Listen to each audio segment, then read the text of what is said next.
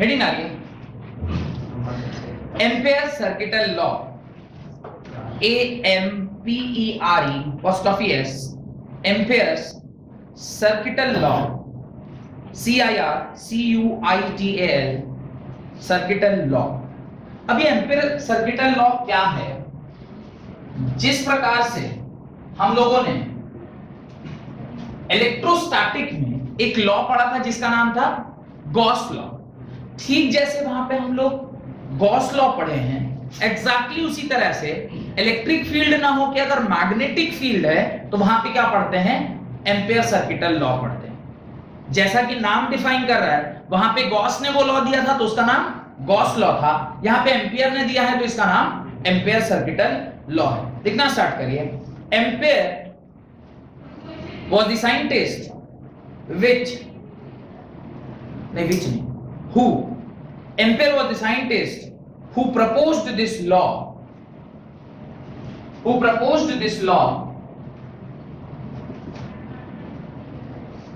full stop.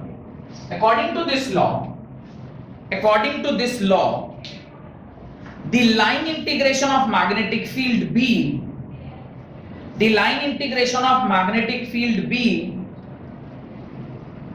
around any closed path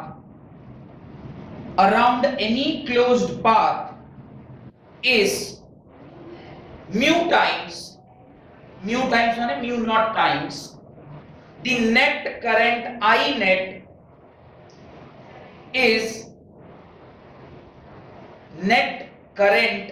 net enclosed by the curve. According to this law, the line integral of magnetic field B around any closed path in vacuum is mu naught times the net current I net enclosed by the curve.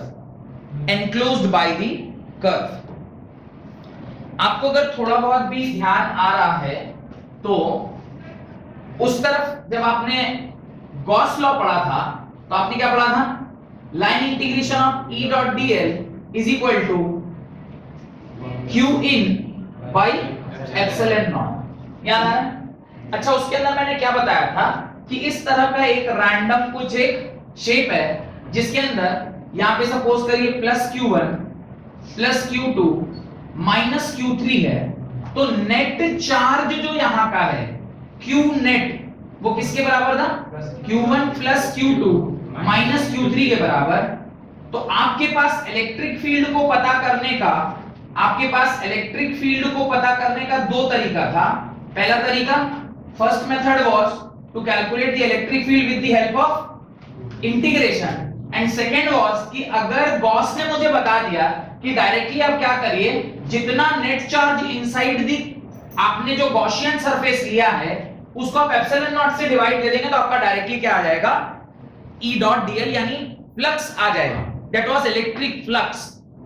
phi was equal to line integration of E dot dl जो कि Q in by epsilon not था। यहां पे ampere ने क्या बोला उसको थोड़ा पढ़िए।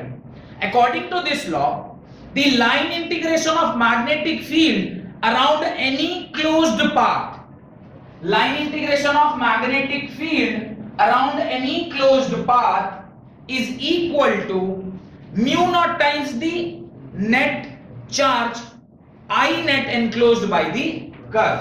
तो ये किसके बराबर होगा? mu naught into I net के बराबर। यानी यहां पर भी हमें वही करना है, पर याद रखिएगा यहां पर ये हम तब लगा सकते थे जब आप जिस भी कंडक्टर की बात कर रहे हैं वो कैसा होना चाहिए? उसको आप गॉसियन सरफेस होना चाहिए। गॉसियन सरफेस का हमने क्या करा था? 3 कंडीशन पढ़ा था। The line should, the electric field should be perpendicular, और याद है सब वो सब। यहां पे भी हम क्या बनाएंगे? वहां गॉस ने दिया था तो गॉसियन सरफेस, यहां पे एम्पेयर ने दिया तो Amperian surface, Amperian circular loop बनाएंगे। उस लूप का जो कंडीशन है अगर वो फॉलो कर रहा होगा तो जैसे कि हमने गॉस में डायरेक्टली फ्लक्स निकालने के लिए Q in by epsilon nought किया था, वैसे ही यहां पे आप डायरेक्टली म्यू नॉट को I net, कितना करंट उससे फ्लो कर रहा है, net current which is flowing through that amperian loop, वो आप निकाल लीजिए और उसको म्यू नॉट से मल्टीप्लाई कर दिए, आपका आंसर आ जाएगा। अब आप एम्पेरियन लूप को थोड़ा सा ध्यान देकर देखिए। This is your Amperian loop, ये आपका एम्पेरियन लूप है और इस एम्पेरियन लूप के अंदर बहुत सारे करंट की जो वैल्यू है वो इस प्रकार से यहां से यहां जा रही है। अब इसमें जो करंट है वो कितना है, I है। ये आपका सरफेस है जिसके थ्रू ये करंट पास कर रहा है। डन। ये डायग्राम आप उसके नीचे बना लीजिए।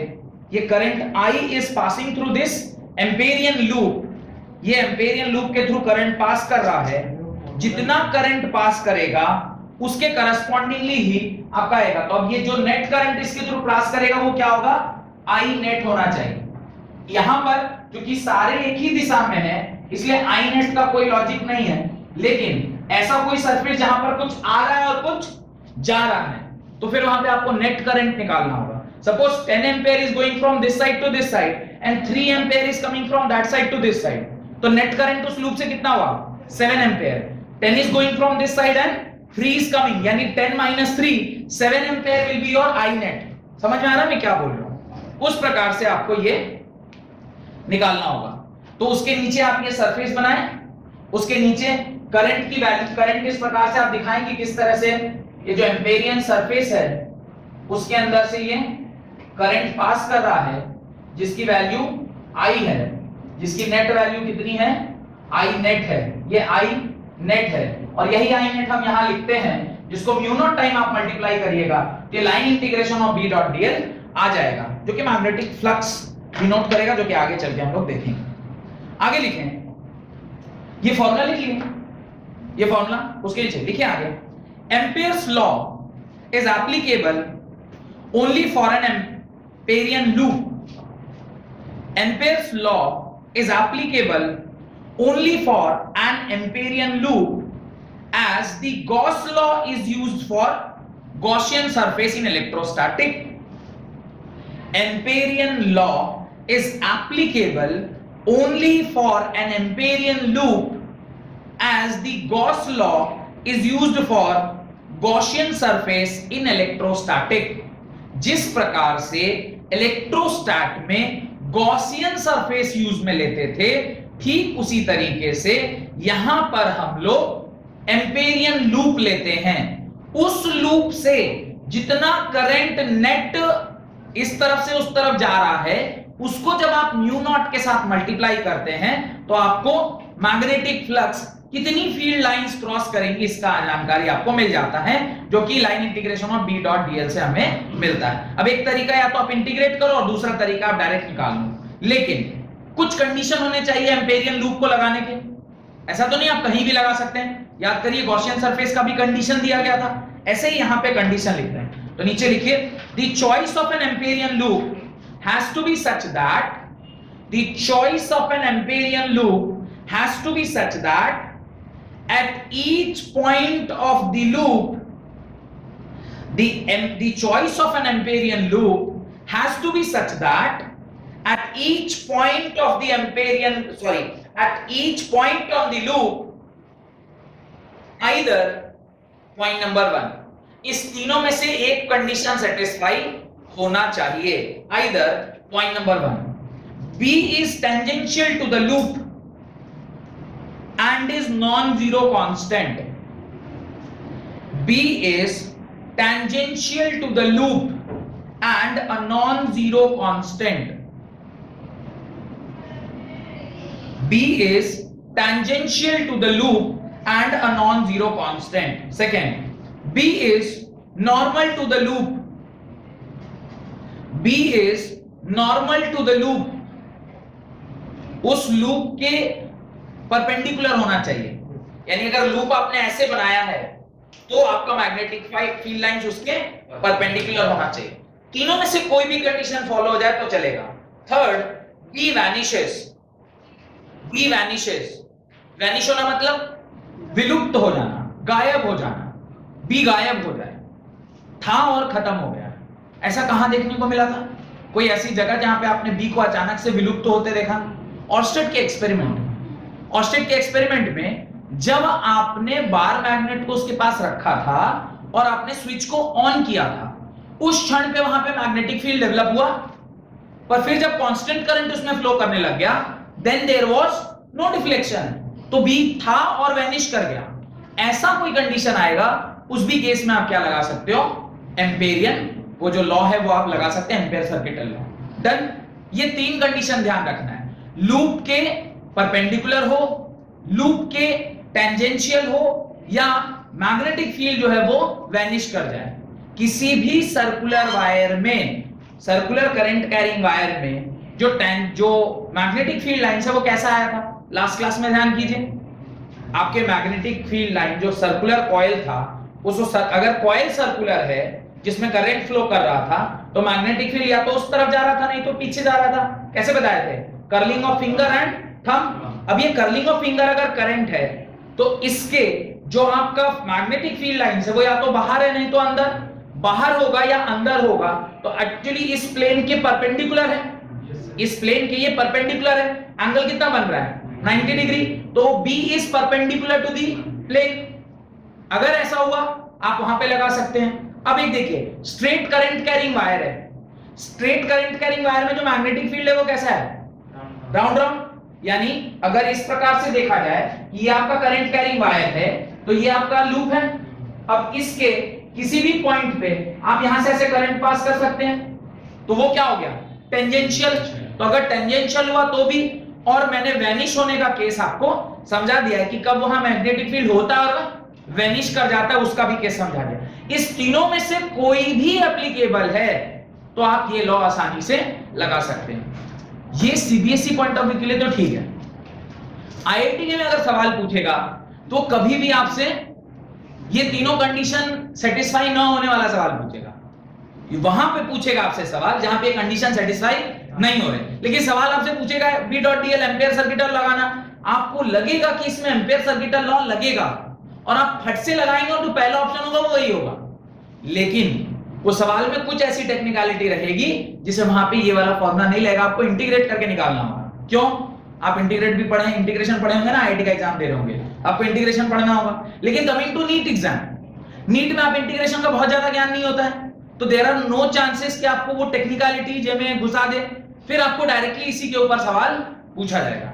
You are understanding the difference where IIT can be tackled in what way and in what way NEET can be tackled. समझ में आ रहा है कि नीट की परीक्षा में किस तरीके का सवाल पूछेगा, क्योंकि आप वो जानता है कि आप तो इंटीग्रेशन वगैरह का बहुत ज्यादा नॉलेज नहीं है, तो आपसे हार्डकोर इंटीग्रेशन वो नहीं करा सकता। हार्डकोर इंटीग्रेशन इसलिए नहीं करा सकता क्योंकि 12th में आपने इंटीग्रेशन नहीं पढ़ा है, आप बेसिक आइडिया रखते हैं फिजिक्स का इंटीग्रेशन में, तो फिर आपसे वो बहुत टफ इंटीग्रेशन का उम्मीद नहीं रख सकता, तो वहां पे आपसे नॉर्मल सवाल पूछेगा।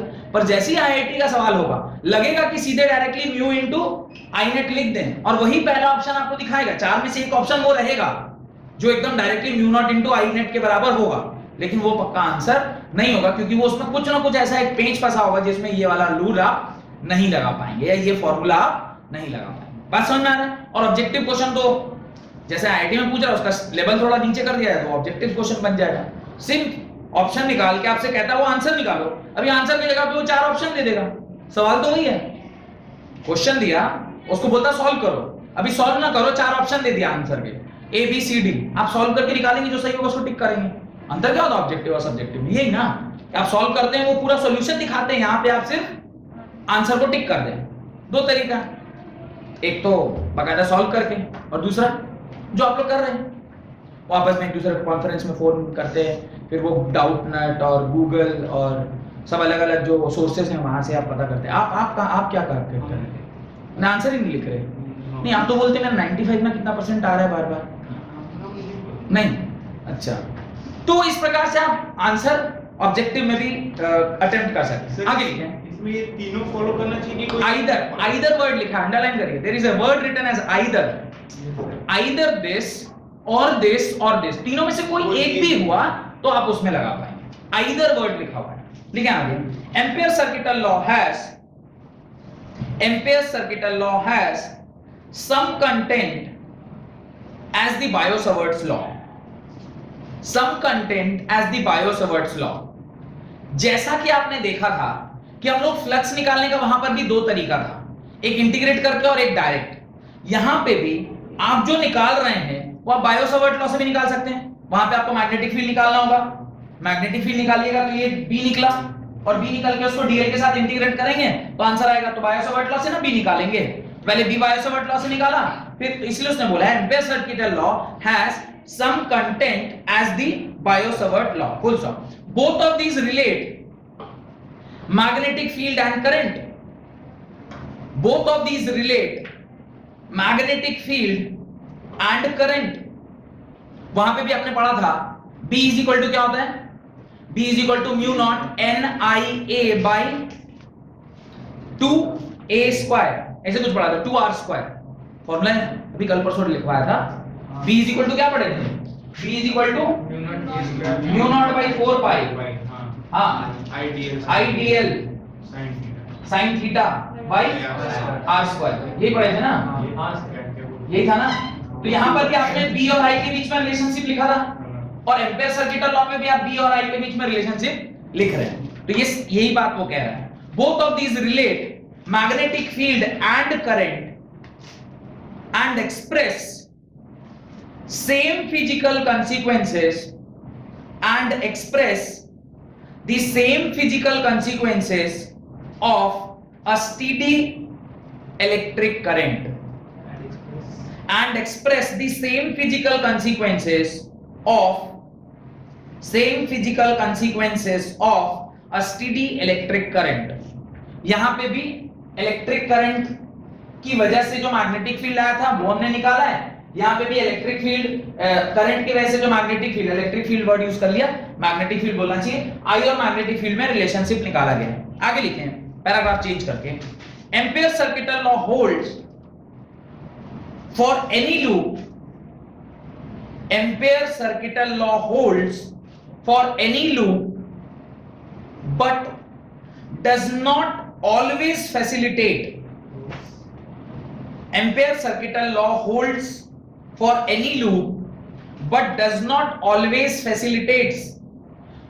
हो सकता है कि आप कहीं कहीं ऐसे भी जगह होंगे जहां पे एम्पियर सर्किटल लॉ आप लगा पाएं, कंडीशन सारे सेटिस्फाई हो रहे हैं, पर जरूरी नहीं कि वो आपको सही आंसर दे, हर बार ऐसा जरूरी नहीं है, ड्यू टू सम और दी अदर कंस्ट्रेंट। अगर आपने जो बेसिक वो बोला कि स्टेडी करंट ही नहीं है, वेरिएबल करंट है, फिर तो आप लगाएंगे तो भी काम चलने वाला नहीं है। तो कुछ ऐसी चीज का जगह है जहां पर ये एप्लीकेबल नहीं भी होता है, एक वहां एप्लीकेबल नहीं होगा जहां पे वो तीनों कंडीशन फॉलो नहीं हो रहे, और दूसरा जहां पे करंट कांस्टेंट नहीं है वहां पर भी ये वैलिड नहीं होता है। आगे लिखें, Ampere's law can be conveniently applied, Ampere's law can be conveniently applied in a situation of high symmetry. ये बात मैंने आपसे गॉस लॉ में भी कहा था कि गॉसियन सरफेस अगर सिमेट्रिकल है तो वहां पे गॉस लॉ लगाना आसान होता है। यहां पे भी वही बात कह रहा है कि जो आपने एम्पेरियन लूप लिया है, अगर वो सिमेट्रिकल है तो वहां पे एम्पेरियन लूप या एम्पेरियन लूप लॉ या एम्पेरियन सर्किटल लॉ लगाना आसान होता है, और एल्स वहां पे भी चांसेस हैं कि आपको सही रिजल्ट ना दे। तो लिख लीजिए, ampere law can be conveniently applied in a situation of high symmetry. Ampere's law can be conveniently applied in a situation of high symmetry. Done. अब हमें क्या करना है, अब मुझे क्रॉस वेरीफाई करना है। अब याद करिए गॉस लॉ में भी क्रॉस वेरीफाई किए थे, आपने एक बार गॉस लॉ में निकाला था ड्यू टू पॉइंट चार्ज क्या होता है, और फिर हमने निकाला था कि इसकी वजह से क्या होगा। अभी यहां पे भी हम वही करेंगे। आपने किसी भी तरीके से वो निकाला है क्या, magnetic field, current carrying wire की वजह से मैग्नेटिक फील्ड निकाला है किसी एक पॉइंट r दूरी पर, क्या आया था बोलिए, mu nought by 4 pi wire के लिए, एक सर्कुलर वायर के लिए, माने एक करंट कैरिंग वायर है जिससे r दूरी पर mu naught i by 2 pi r, ऐसा कुछ आया था। देखिए हमने वहां पे 2 पाई a लिखा होगा, r के जगह पर a लिखा होगा, बिकॉज मैंने रेडियस ऑफ द सर्कल को क्या मान लिया था, a मान लिया था। अभी उसी चीज को, एक तरीका तो वो था, अभी दूसरा तरीका ये है, अगर मैं यहां से उसे निकाल पाऊं तो ज्यादा अच्छा होगा बिना इंटीग्रेट किए हुए। लिखिए हेडिंग डालिए, magnitude of magnetic field for a straight wire using Ampere's law. Magnitude of magnetic field due to straight wire using Ampere law. straight wire ampere law, right? Magnetic field due to a straight conductor, magnetic field due to a straight conductor, magnetic field due to a straight conductor at point P at a distance r, at a distance r, which is taken as closed path for Amperian loop, is given by, which is taken as closed path for Amperian loop is given by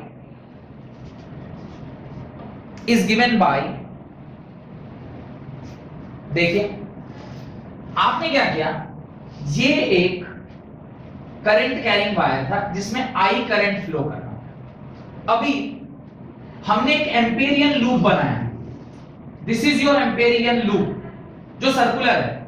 actually ये है कैसा, बोलिए actually में ये कैसा है? नहीं, actually में ये कैसा है? ये जो पूरा फेनोमेना ये ऐसा है, ये करंट कैरिंग वायर है, ये करंट कैरिंग वायर है, और ये जो मैंने अभी कड़ा दिखा रहा हूं आपको, ये वो एम्पेरियन लूप है जिसमें ये करंट आ रहा है। This is that amperian loop जिसमें हम इस अभी वो जो डायग्राम जिसमें एम्पेरियन लूप पढ़ाए थे वो ऐसा था, वो ऐसा था।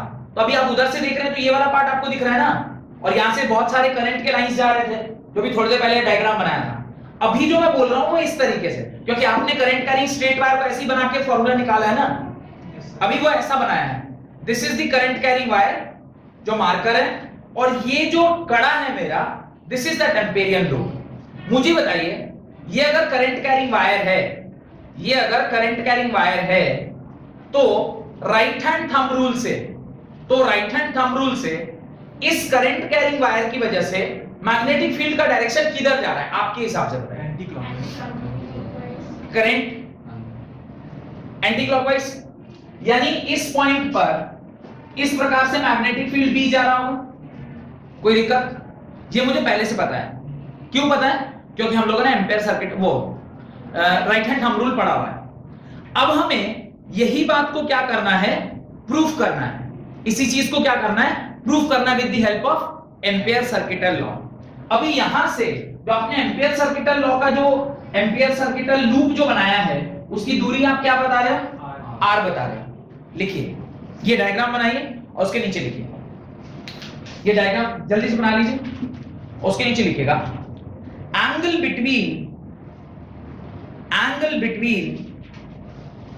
I and DL, I and DL। What is DL? DL यहां पे क्या है? Very small length. किसका? किसका? No, not of wire. DL is the length of that amperian loop. वो एम्पेरियन लूप का लेंथ है, उसका जो डायरेक्शन है। अभी देखिए, अगर मैं यहां पर वो एलिमेंट ले रहा हूं DL, इस DL का और इसके ऊपर ये टेंजेंशियल है या नहीं है? आप देखिए पहला कंडीशन सेटिस्फाई हुआ या नहीं हुआ? B is tangential to the loop and is a non-zero constant। non-zero मतलब जीरो नहीं है, लेकिन एक कांस्टेंट वैल्यू है। कांस्टेंट मतलब 1 है, 2 है, 3 है, 5 टेस्ला, 10 टेस्ला, कुछ तो है, जीरो नहीं है। जीरो हो गया तब तो कहानी ही खत्म, तब तो इंटीग्रेट का कहानी ही खत्म। पर जीरो नहीं है, नॉन जीरो कांस्टेंट है, और इस एम्पेरियन लूप के परपेंडिकुलर है। वो कड़ा को ध्यान कर रही है, उसके परपेंडिकुलर जा रहा था ना इनसाइड द बोर्ड, तो एम्पेरियन लूप के अंदर जा रहा है, तो ये टेंजेंशियल हो गया। लूप और उसके बीच में टेंजेंट बन रहा है, तो जो कंडीशन है एम्पेरियन लूप का वो फॉलो हो गया। अगर फॉलो हुआ तो क्या मैं एम्पेरियन सर्किटल लॉ लगा सकता हूं? हाँ, अब मैं लगा सकता हूं। फॉर्मूला क्या है? फॉर्मूला है B डॉट DL का line integration is equal to mu naught into I net.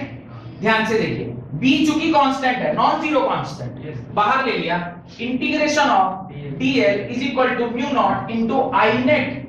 अब देखिए, अगर मैं इस छोटे सारे एलिमेंट को जोड़ूंगा तो क्या वो सरकमफ्रेंस ऑफ सर्कल बनेगा? सरकमफ्रेंस ऑफ सर्कल किसके बराबर होगा? सरकमफ्रेंस 2 पाई r के बराबर। तो इसको इंटीग्रेट करके मैं इनटू 2 पाई r लिख दूं is equal to mu naught, और कितना करंट उससे फ्लो कर रहा है I के बराबर, तो B is equal to mu naught I by 2 pi r। यही मैग्नेटिक फील्ड आपने एक पर्टिकुलर पॉइंट एक करंट कैरिंग वायर की वजह से निकाला था, सेम हमने यहां से भी निकाल लिया। तो ये वाला मेथड ज्यादा आसान है, वो वाला मेथड ये ज्यादा आसान है। तो यहाँ पे आपको इंटीग्रेशन वगैरह करने का झमेला नहीं है, तो ये ऑलवेज ज्यादा आसान है। वहां पे मैंने क्या किया था, इंटीग्रेट नहीं करवाया था, वहां पे डायरेक्ट ही आपका एक्सप्रेशन लिखवाया था। याद करिए, mu nought by 2 pi sine alpha plus sign beta ऐसे करके लिखा था, कहा था इसका डेरिवेशन हमारे नहीं है, इसको आप सीधे एक्सप्रेशन लिख लीजिए। ध्यान है, एक्सप्रेशन इसलिए क्योंकि काफी कॉम्प्लिकेटेड डेरिवेशन था, तो उसको हमने वहां करके नहीं किया, क्योंकि हमें आगे मालूम था कि आगे जाके हम तो एक सरल तरीका पढ़ने वाले हैं, तो why to use your brain here, तो वहां पे सीधे एक्सप्रेशन लिखवा दिया था। याद आ रहा है कुछ थोड़ा बहुत? तो ये ज्यादा आसान मेथड है, इसलिए हम लोग इससे ही निकालते हैं। पर याद रखिएगा कंडीशन क्या है, द कंडीशन इज एम्पेरियंस। जो कंडीशन दिया है, either B should be tangential and non zero constant, B should be normal to the loop, और बी शुड वैनिश। ये तीनों में से कोई भी एक कंडीशन क्या होना चाहिए, फॉलो होना चाहिए। अगर फॉलो हुआ तो आप आसानी से एम्पेयर सर्किट लॉ लगाइएगा, एम्पेयर सर्किट लॉ में 1 सेकंड में आंसर निकल के आ जाए। डन। ये फोटो और उसके नीचे डेरिवेशन लिख लिए, आगे लिखिए। Some important points can be derived, some important points can be derived from the above result, from the above result. कुछ इंपॉर्टेंट पॉइंट डिराइव किए जा सकते हैं फ्रॉम दिस रिजल्ट। पहला, the magnetic field at every point on the circle of radius r above. जो ऊपर हमने ये रिजल्ट निकाला है B is equal to mu naught I by 2 pi r, इससे हम लोग क्या क्या रिजल्ट और सोच पा रहे हैं वो लिखिए। पहला, the magnetic field at every point on the circle of radius r will be same in magnitude, will be same in magnitude. The magnetic field at every point on the circle of radius r is same in magnitude. कहने का ये मतलब है कि चाहे आप यहां लिखें, या मैं अभी यहां निकाल रहा होता, या मैं यहां निकाल रहा होता, या मैं यहां निकाल रहा होता, या मैं यहां निकाल रहा होता, या मैं यहां निकाल रहा होता, मैं किसी भी पॉइंट पर निकाल रहा होता, अगर यहां से उसकी दूरी r है, अगर इस पॉइंट से उसकी दूरी r है, तो इन सब जगह पर जो b की वैल्यू आती वो क्या आती, वही आती जो हमने यहां पे कैलकुलेट किया है। क्यों? b जो है वो किन किन चीजों के ऊपर डिपेंड कर रहा है। Mu naught is a constant, current is a constant, 2 is a constant, pi is a constant, only variable is r, और इफ r कांस्टेंट हो जाएगा तो b has to be constant. कोई दिक्कत हो रहा है? Second point. अच्छा, इसका एक और क्या मतलब निकलता है, इसका एक और मतलब निकलता है कि अगर कोई करंट कैरिंग वायर है तो आप उसके जितने नजदीक हैं, क्यों, B is inversely proportional to R, radius ज्यादा मैग्नेटिक फील्ड कम, रेडियस कम मैग्नेटिक फील्ड ज्यादा। यानी जैसे जैसे आप इस करंट कैरिंग वायर से दूर जाते जाएंगे, ये जो आपका मैग्नेटिक फील्ड, अगर मैं इसे B1 बोलूं, इसे B2 बोलूं, इसे B3 बोलूं और इसे B4 बोलूं, मैं लिख सकता हूं कि B1 बड़ा होगा B2 से, then B3 and then B4। ये लॉजिक भी क्लियर हो रहा है, क्योंकि रेडियस के बढ़ने से मैग्नीट्यूड ऑफ मैग्नेटिक फील्ड या स्ट्रेंथ ऑफ मैग्नेटिक फील्ड घटता जा रहा है। दिख भी रहा है, फॉर्मूले से भी दिख रहा है, कॉमन सेंस भी बोल रहा है। मतलब सोर्स से जैसे जैसे दूर जाओगे वैसे वैसे उसकी फील्ड इंटेंसिटी कम होती जाएगी, सोर्स से जितना नजदीक रहोगे उतना ज्यादा इंटेंसिटी। साउंड के साथ भी होता है, लाइट के साथ भी होता है। अगर लाइट के आप ज्यादा नजदीक है आपको ज्यादा इंटेंसिफाइड लगेगा, दूर से देखेंगे तो कम इंटेंसिटी होगी। साउंड के साथ ज्यादा, अभी यहीं आप मेरी क्लास यहां ना बैठ के बाहर जहां पे हमारे मालिक बैठे रहते हैं वहां बैठ के सुनिएगा तो क्या होगा, कुछ सुनाई नहीं देगा। सोर्स से आप दूर चले गए तो सुनाई भी नहीं देगा, और समझ में आना तो खैर बहुत दूर की बात है। तो जैसे जैसे आप सोर्स से दूर जा रहे हैं वैसे वैसे आपकी जो मैग्नीट्यूड है वो धीरे धीरे रिड्यूस करता जाता है। और एक पॉइंट ऐसा आता है जहां पे मैग्नीट्यूड बिल्कुल जीरो हो जाए, उसके बाहर के एरिया को क्या बोलते हैं, इंफिनिटी। मैंने से बार बार बताया है, इंफिनिटी कोई बहुत दूर नहीं है। जिस जगह पर इस वायर की वजह से जो मैग्नेटिक फील्ड का इंपैक्ट है वो खत्म हो गया, that is infinity for this wire. बात समझ में आ गई? ये डायग्राम जरूर बना लीजिएगा ताकि आपको उसके बारे में थोड़ा सा आइडिया लगे। नेक्स्ट ये फोटो बनाइएगा और ये रिलेशनशिप जरूर लिखिएगा। उस जो पॉइंट लिखा है उसके बाद हाँ, ये रिलेशनशिप जरूर लिख लीजिएगा उसके नीचे, ताकि आपको पता लगे कि रेडियस के बढ़ने से। और ये रिलेशनशिप कैसे आया, यहां पर लिखा हुआ है B is inversely proportional to R। B और R के बीच में एक रिलेशनशिप है, R जैसे जैसे बढ़ता जाता है B वैसे वैसे घटता जाता है। Done. Second point, the field direction, second point लिखें, the field direction at any point on this circle, the field direction at any point on this circle, कौन बताएगा क्या होगा? The field direction on any point in this circle is always tangential। tangential है ना, अभी दिखाया था ना, कड़े में कैसा जा रहा है, ऐसे tangent जा रहे हैं, तो inside the board नहीं तो coming outside the board, ये tangential होगा। लिख लीजिए, the field direction at any point on this circle is tangential to it, is tangential to it। अच्छा, मैंने ये बताया मैग्नेटिक फील्ड की दो प्रकार के होते हैं, एक तो कांस्टेंट मैग्नेटिक फील्ड और एक वेरिएबल। एकदम स्टार्टिंग में जब मैग्नेटिक फील्ड की प्रॉपर्टी फर्स्ट लेक्चर में पढ़ाया होगा तो जरूर बताया होगा, there are two type of magnetic field, uniform magnetic field and variable magnetic field. Non uniform, एक बार मैग्नेट बताया होगा तो वहां पे नॉन यूनिफॉर्म बताया होगा, और पैरेलल जो लाइंस होती हैं उसको कांस्टेंट। फर्स्ट लेक्चर, एकदम पहला लेक्चर मैग्नेटिज्म का, फर्स्ट लेक्चर के अंदर वो जरूर मैंने लिखवाया होगा, मुझे पूरा याद है, आपको याद नहीं है, मुझे याद है, मैंने लिखवाया है। लिखें आगे, the lines of constant magnitude, नहीं उसी पॉइंट में आगे लिखें, the lines of constant magnitude of magnetic field forms concentric circles.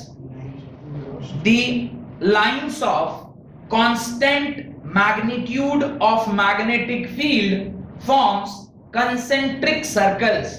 What do you mean by concentric circle? Same center but different radius, same center but different radius, तो वो बनाता जाता है magnetic, the lines of constant magnitude of magnetic field forms concentric circles. These circular lines are called magnetic field lines. These circular lines are called magnetic field lines. ये किसके magnetic field lines है? एक current carrying wire जो कि magnetic field produce करता है, वो इसी प्रकार का। आपने इसका एक एक्सपेरिमेंट देखा है, कहां बोलिए? क्लास 10th में, कि आपने आयरन फीलिंग लिया, एक पेपर के ऊपर डाला, उसके ठीक सेंटर में एक होल करके जब आपने वो करंट को पास कराया, स्विच को ऑन किया, तो ऑटोमेटिकली जो आयरन फीलिंग्स थे वो कंसेंट्रिक सर्कल्स में अपने आप उसको ओरिएंट कर लिए, अरेंज कर लिए। तो वो जो ओरिएंटेशन था वो अभी आपने मैथमेटिकली चेक कर लिया, तब आपने एक्सपेरिमेंटली देखा था, आज आपने उसको मैथमेटिकली चेक कर लिया कि वो कंसेंट्रिक सर्कल बनने चाहिए, और बना भी। देखा जो बन रहा था तो फॉर्मूला तो बनाएगा ही, क्योंकि जो दिख रहा है वो तो 100% होगा। फिजिक्स में जो चीज आपने देख लिया वो तो फॉर्मूला जरूर प्रूफ कर देगा, दिख रहा मैंने वो तो होगा ही, है ना। लिखें आगे, third point, even though the wire is of infinite length, नहीं आपकी इच्छा, मैंने बताया है, आपको चाहते हैं तो लिख सकते हैं, कोई V1 सबसे बड़ा होगा, V2 V4 सबसे बड़ा, not according to radius but due to according to the strength of magnetic field, V1 सबसे ज्यादा होगा और V4 सबसे कम होगा। लिखें उसके आगे, even though, तीसरा point, even though the wire is of infinite length, the wire is of infinite length, wire की लेंथ के ऊपर ये मैग्नेटिक फील्ड डिपेंड कर रहा है। देखिए जरा, वायर की लेंथ के ऊपर मैग्नेटिक फील्ड डिपेंड कर रहा है, इट इज इंडिपेंडेंट। क्या फर्क पड़ता है, बड़ा हो कि छोटा, करंट के ऊपर डिपेंड कर रहा है, पर जिस वायर में करंट गया है उसकी लेंथ के ऊपर डिपेंड नहीं कर रहा है। तो चाहे वो इनफाइनाइट हो कि फाइनाइट हो, मैग्नेटिक फील्ड को से कोई फर्क नहीं पड़ता है। Even though the wire is of infinite length, the field due to it, the field माने यहां पे मैग्नेटिक फील्ड की बात कर रहे हैं, the field due to it at a non zero distance is not infinite. The field due to it at non-zero distance is not infinite. तो जो फील्ड की वैल्यू है वो इनफाइनाइट नहीं, वो फाइनाइट ही है, और दिख भी रहा है वो फाइनाइट है। आप निकाल पा रहे हैं कितना वैल्यू होगा, आप उसको कैलकुलेट कर पाएंगे। क्वेश्चन लिखिए, the straight wire carries a current of 3 ampere. एक स्ट्रेट वायर है, वो 3 एम्पीयर का करंट लेकर चल रहा है। Calculate the magnetic field at a point 50 centimeter 15 centimeter away from the wire। Calculate the magnetic field at a point 15 centimeter away from the wire। सबने question लिख लिया? मैं वापस एक बार क्वेश्चन रिपीट कर रहा हूं। A straight wire carries a current of 3 ampere। Calculate the magnitude of magnetic field at a point 15 centimeter away from the wire। Wire से 15 सेंटीमीटर की दूरी पर आपको निकालना है कि क्या वैल्यू होगा। कुछ नहीं करना है, इस फॉर्मूले को सिर्फ क्या कर लेना है, यूज करना है। और आपको R की वैल्यू दी गई है। R कितना दिया गया है? R 15 सेंटीमीटर दिया गया है। बस सिंपल सा क्वेश्चन है, फॉर्मूला पुट करिए, you will get the answer. Formula क्या है? B is equal to mu naught I by 2 pi R। Mu naught ऐसा करिए, म्यू नॉट बाई 4 पाई कर लीजिए इंटू आई बाई आर कर लीजिए और उल्टो 2 से मल्टीप्लाई कर लीजिए। Mu nought by 4 pi 10⁻⁷। Current की वैल्यू 10 दी गई है, रेडियस सेंटीमीटर में है, मीटर में बदलिएगा 0.15 होगा इंटू 2, ये 0 हटाइएगा, यहाँ डबल 0 आ जाएगा। सॉल्व कर लीजिए, 3 दिख रहा है और ये 15। 2/15 इंटू 10⁻³ इंटू 10⁻⁷। 2/15 को थोड़ा सॉल्व कीजिए, 0.20 is 4/3। 4/3 is what? 1.33। तो यहाँ जाएगा 0.133, यानी एक और बढ़ जाएगा। खैर 133 लिख लीजिए, 0.133 इंटू 10⁻⁴ टेस्ला। उसके बाद एक 0 अगर मैं इधर बढ़ाऊंगा तो ये 10⁻⁵ टेस्ला आना चाहिए। अच्छा 10 नहीं दिया है? ओहो 3 एम्पीयर है। चलिए अच्छा ठीक है, मतलब मैंने 10 मान के सॉल्व कर लिया है, 3 मान के सॉल्व करिएगा तो और आसान हो जाएगा। फिर तो ये 15 के साथ कट ही जा रहा है ना, फिर और आसान हो गया। फिर तो ये एक बार में और ये 5 बार में, एक बार में 5 बार में 1/5। 1/5 इज इक्वल टू 0.2 और ये तो -4 है ही। 0.2 अगर 2 कर दिया तो एक इधर बढ़ा दिया तो 2.0, एक और बढ़ जाएगा। तो इस प्रकार से 2 × 10⁵ टेस्ला आपका आंसर आना चाहिए। क्या बोले मैडम? 2/5, ये 2 भी है, हाँ यहाँ 2 भी है। 2/5 क्या होगा? 4 हो जाएगा, 0.4 जो हो जाएगा 4 × 10⁻⁵। और कुछ और तो कोई लफड़ा नहीं है। मेरे को पता नहीं कैसे ध्यान में था कि करंट 10 एम्पीयर है, पता नहीं कैसे हुआ मेरे को ऐसा अचानक। 3 है ना, कहां पे? पर 2 काम करेगा, 3 5 तो 15 होता है। अरे ये 3/15 को 1/5 लिखा और 2 पहले से है ना, तो 2/5 नहीं हुआ। 4 पाई का 4 पाई 4 पाई तो 0.4 है, तो तुम गधे ही हो क्या एक नंबर के? Math tuition mu nought by 4 पाई 10⁻⁷ लिखिए ना, ठीक है। मेरे को पता नहीं, मैं थोड़ा पता नहीं कहां था, मेरे को लगा I 10 एम्पीयर है, कहां से है आई आल्सो डोंट नो, पर क्वेश्चन में 3 एम्पीयर दिया गया था। सर मिनट बाय 4 पैसे कैसे लिखते सर? वहां पर सर मिनट बाय 4 पाई था ना, वही सर इनटू के नीचे में ऊपर में नीचे सब ये म्यू नॉट बाई 4 पाई मैंने इसको बनाया है। तो म्यू नॉट बाई 4 पाई कैसे बनाया? ऊपर इंटू 2 से मल्टीप्लाई किया। पहले से क्या था? म्यू नॉट बाई 2 पाई था, अब इसको 4 पाई बनाने के लिए 2 से यहां मल्टीप्लाई किया तो 2 यहां भी मल्टीप्लाई होगा। और म्यू नॉट बाई 4 पाई की वैल्यू 10⁻⁷ होती है। आसान हो गया सॉल्व करना, इसलिए किया। म्यू नॉट का वैल्यू 4 पाई × 10⁻⁷, वो भी कर सकते। अल्टीमेटली अगर पाई काट के ऊपर 2 बच रहा है, आपने 2 मल्टीप्लाई किया या 2 बचाया, बात एक ही है। वो भी से डाल के लोग बना सकते थे ना। नहीं, अभी देखिए, अभी रिया क्या कह रही है कि ये आप 2 पाई है इंटू आई बाई आर है। अब आप म्यू नॉट की वैल्यू क्या पुट कर रहे हो? 2 pi 4 pi into 10⁻⁷ by 2 pi into I by r. Logically pi से पाई कट गया, ऊपर क्या बच रहा है? 2 ही बच रहा है। वही 2 तो मैंने भी मल्टीप्लाई किया है, बात तो एक ही है। ऐसे पकड़िए, ये भी वही डायरेक्ट, आप चमक नहीं पा रहा, आपको भाई है डायरेक्ट, ये भी आप चमका नहीं पा रहे, बस अंतर इतना ही है। खैर जो भी आंसर लिख लीजिएगा, आगे लिखिए the solenoid and the toroid. नया टॉपिक है सोलोनाइड एंड दी टोरॉइड। धीरे धीरे foundation to the next chapter. मैंने बार बार कह रहा हूं कि हर चीज जो हम यहां पढ़ रहे हैं वो अगले चैप्टर की ओर इशारा दे रहा है, अगली चैप्टर की ओर इशारा कर रहा है। अगला चैप्टर क्या है? Electromagnetic induction. वो बात अलग है कि बीच में एक और चैप्टर आता है जिसका नाम है मैटर एंड मैग्नेटिज्म, एक और चैप्टर आता है, तो वो चैप्टर वहां पे मैग्नेटिज्म से कुछ लेना देना नहीं है। वहां पे हम ये समझते हैं कि धरती पे मैग्नेट कहां से आया, मैग्नेटिज्म, अर्थ का मैग्नेटिज्म क्या होता है, अर्थ के मैग्नेटिज्म से हमारे जो मैग्नेट्स हैं उसका क्या लेना देना है, किस प्रकार के मटेरियल मैग्नेटिज्म दिखाते हैं, जो मैंने सॉलिड स्टेट में आपको पढ़ाया था। फिर वहां पे हिस्टेरेसिस कर्व के बारे में पढ़ते हैं, मैंने उसके बारे में भी आपको वहां कहा होगा कि हिस्टेरेसिस कर्व हम लोग पढ़ेंगे। तो फिर आगे चल के फिर हिस्टेरेसिस लॉस पढ़ते हैं, हिस्टेरेसिस लॉस ट्रांसफार्मर्स में देखा जाता है। तो अगला जो चैप्टर है वो बेसिकली आपको ये बताएगा कि मैग्नेटिज्म पैदा कैसे हुआ। अभी तक हमने मैग्नेटिज्म को पैदा नहीं किया है, मैग्नेटिज्म तो एक्सीडेंटली ऑर्स्टेड के एक्सपेरिमेंट में पैदा हो गया था, पर जब पैदा हो गया फिर लोग इनके पीछे पड़ गए और पता कर ले कि और कहां-कहां मैग्नेट है। तो फिर अगला चैप्टर डेवलप हुआ, that is magnetism and matter. कौन-कौन सा ऐसा मैटर है जिसमें मैग्नेटिज्म देखने को मिलता है। लेकिन यहां जो सोलोनाइड पढ़ रहे हैं इसका डायरेक्ट यूज कहां पे आएगा?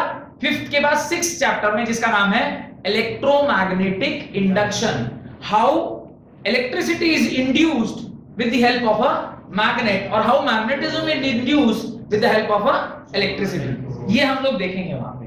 तो उस प्रकार वो जो चीज आगे पढ़ेंगे उसका अभी हम लोग फाउंडेशन तैयार कर रहे हैं, और उस फाउंडेशन का आपने हेडिंग डाला है सोलोनाइड एंड टोरॉइड, TOROID। उसके अंदर पहले हम लोग पूरा सोलोनाइड पढ़ेंगे और फिर पूरा टोरॉइड पढ़ेंगे। तो हेडिंग डालिए सोलोनाइड एंड टोरॉइड, उसके अंदर सब हेडिंग डालिए सोलोनॉइड्स। अब सोलोनॉइड्स के बारे में पढ़ते हैं। सोलोनॉइड के बारे में आप लोग पहले से भी थोड़ा बहुत पढ़े हुए, सोलोनॉइड के बारे में आपको पहले से भी ज्ञान है, क्योंकि क्लास 10th में भी आपने सोलोनॉइड बनाया होगा। सोलोनॉइड कुछ इस प्रकार का एक चीज होता है जिसके अंदर जो वायर्स हैं उसको आप क्या करते हैं, किसी भी इस तरह के हेलिकल स्ट्रक्चर में रखते हैं, और उस हेलिकल स्ट्रक्चर में वायर को रखने के बाद उसमें आप कुछ करंट सप्लाई करते हैं with the help of battery, और जब उसमें आप करंट सप्लाई करेंगे तो वहां पे मैग्नेटिक फील्ड डेवलप होता है, जो कि एग्जैक्टली वैसा ही लगता है देखने में जैसा आपने बार मैग्नेट देखा है। बार मैग्नेट में भी जो मैग्नेटिक फील्ड है वो कुछ इसी प्रकार से है जो आपने पहले भी बनाया होगा। इस प्रकार से मैग्नेटिक फील्ड वहां पर देखने को मिलती है। तो ये इस प्रकार से जो एक फिजिकल अरेंजमेंट है जहां पर आप मैग्नेटिक फील्ड लाइंस को एग्जैक्टली उसी तरह से देख पाते हैं जिस तरीके से आपने मैग्नेट में देखा था। और इसके एक एंड को हम लोग नॉर्थ पोल बोलेंगे, एक एंड को साउथ पोल बोलेंगे, और जो मैग्नेटिक फील्ड लाइंस है वो north pole to south pole जाती हैं। इस तरह का जो अरेंजमेंट है इसी को हम लोग क्या कहते हैं, सोलोनॉइड कहते हैं। तो ये डायग्राम आप बाद में बनाइएगा, उससे पहले आप सोलोनॉइड का डेफिनेशन लिखिए। Right, a solenoid is an insulated long wire. A solenoid is an insulated long wire closely wound in the form of a helix, closely wound in the form of helix, HELIX, helical structure, समझ रहे ना, helix, helical structure, full stop. Its length is very large as compared to its diameter. The length is very large as compared to its diameter. Diameter अगर कुछ centimetres में होगा तो उसका जो लेंथ है वो कुछ मीटर्स में होगा, या कुछ अगर वायर का लेंथ, जो वायर का डायमीटर अगर mm में है तो उसका लेंथ जो है कुछ हंड्रेड्स ऑफ सेंटीमीटर में होगा, 300 सेंटीमीटर, 400 सेंटीमीटर, ऐसा कुछ अगर हो जाए तो उस तरह का जो स्ट्रक्चर फॉर्म होता है उसको हम लोग क्या बोलते हैं, हेलिक्स बोलते हैं। Full stop. अब देखिए ये सोलोनॉइड, इसको हम लोग बनाते कैसे हैं। आप क्या करेंगे, कोई भी एक रॉड लेंगे, उस रॉड के ऊपर जैसे हम लोग तार को बांधते हैं ऐसे आप ना धीरे धीरे धीरे आइदर क्लॉकवाइज और एंटी क्लॉकवाइज आप इस पूरे रॉड के ऊपर क्या कर दीजिए, तार को बिल्कुल एक के दूसरे में लगा के आप इस एंड से इस एंड तक बांध दीजिए। उसके बाद वो धीरे से उस रॉड को उसमें से निकाल लीजिए। तो स्प्रिंग लाइक गोल गोल गोल गोल गोल गोल एक चक्री टाइप का एक लंबा सा चीज जो बनेगा, इसमें इधर भी एक वायर होगा और इधर भी एक वायर होगा, और उसको जब आप बैटरी के साथ कनेक्ट करके उसको स्विच ऑन करेंगे तो इस प्रकार का मैग्नेटिक फील्ड देखने को मिलता है। इसी स्ट्रक्चर को हम क्या बोलते हैं, सोलोनॉइड बोलते हैं। और ये जो स्ट्रक्चर, इसको क्या बोल रहे हैं, हेलिकल स्ट्रक्चर। इसी जगह हेलिकल स्ट्रक्चर में जब हम वो वायर के अंदर करंट देखते हैं तो आपको देखना पड़ता है कि ये क्लॉकवाइज जा रहा है या फिर एंटी क्लॉकवाइज। जो भी मैंने आपको लास्ट क्लास में पढ़ाया था कि अगर वो क्लॉकवाइज होगा तो इट इज साउथ पोल, अगर वो एंटी क्लॉकवाइज होगा तो इट इज नॉर्थ पोल। तो आप पोलैरिटी देखते हैं इस एंड से, और वो करंट का जो डायरेक्शन है वो आपको पोलैरिटी बताता है। यहां पे अगर मैंने नॉर्थ पोल लिखा है तो मेरा अजम्पशन है कि यहां पे जो करंट फ्लो कर रहा है वो कैसे कर रहा है, क्लॉकवाइज कर, नॉन एंटी क्लॉकवाइज कर रहा है। और अगर मैंने यहाँ साउथ पोल लिखा है तो मेरा अजम्पशन है कि उस एंड से अगर कोई देख रहा होगा तो करंट कैसा दिखाई देगा, क्लॉकवाइज दिखाई देगा। डन। इसके नीचे आप ये फोटो बना लें, इसके नीचे आप ये फोटो बना लें। डन। उसके नीचे आप टोराइड के बारे में लिखें। What is toroid? ये जो डायग्राम आपने बनाया है इसको हम लोग क्या कहते हैं, सोलोनॉइड कहते हैं। और सोलोनॉइड कहां कहां यूज में आता है वो आप उसके नीचे लिखें। Right.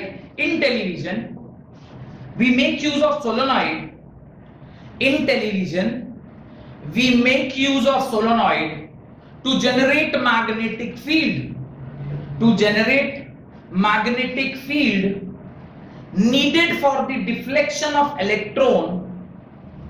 In television we make use of solenoid to generate magnetic field needed for the deflection of electrons in picture tube. ये तब के जमाने की बात है जब टीवी के पीछे वो पीछे ना ट्यूब निकला होता था।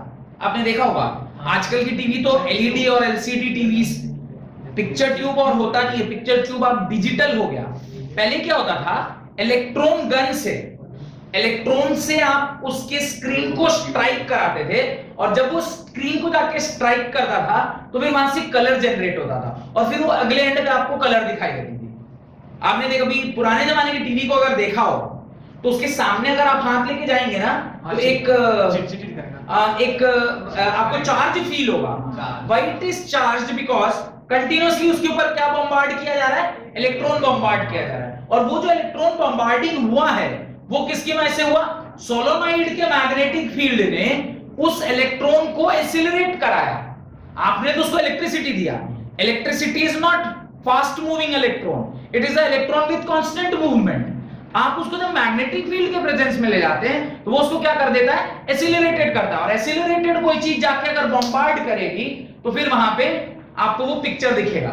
ध्यान है। इसलिए जब आप पुराने टीवी में, अब तो खैर ये सब कॉन्सेप्ट खत्म हो गया, अब तो टेक्नोलॉजी एडवांस हो गई, अब डिजिटलाइज हो गया, इलेक्ट्रॉन गन अब यूज भी नहीं होता। इसलिए देखिए पीछे जो पहले निकला रहता था टीवी में एक इस तरह का, जब अगर टीवी का भी खुला हुआ देखें तो इस तरह का एक गोल सा एक वो जिसमें इलेक्ट्रॉन जाके स्ट्राइक कर, अब ये सब चीजें तो और दिखती नहीं। तो वहां पे ये सोलोनॉइड बहुत ज्यादा यूज में आता था। आगे लिखें, सोलोनॉइड हैव सिमेट्रिकल ज्योग्राफी।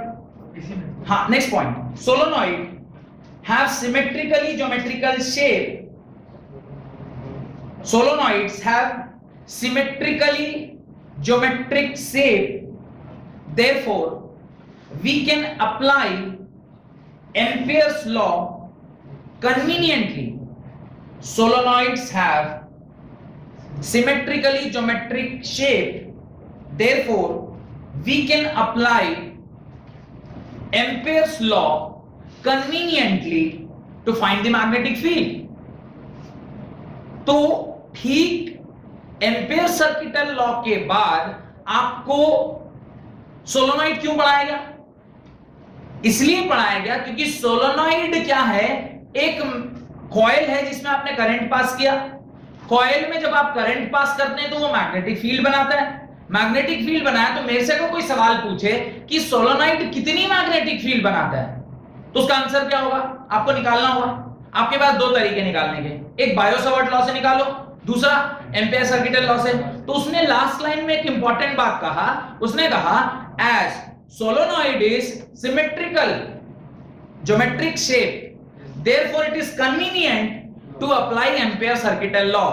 अगले क्लास में सोलेनॉइड में कितना मैग्नेटिक फील्ड होता है by using the Ampere circuital law हम लोग कैलकुलेट करेंगे, जो कि एक बड़ा सा डेरिवेशन है और वो एग्जाम में पूछा जाता है अगर आपका एग्जाम सब्जेक्टिव हुआ। ऑब्जेक्टिव हुआ तो देखिएगा कैसे पूछेगा, पर कॉन्सेप्ट तो वही रहेगा। बहुत बहुत धन्यवाद आज की क्लास अटेंड करने के लिए।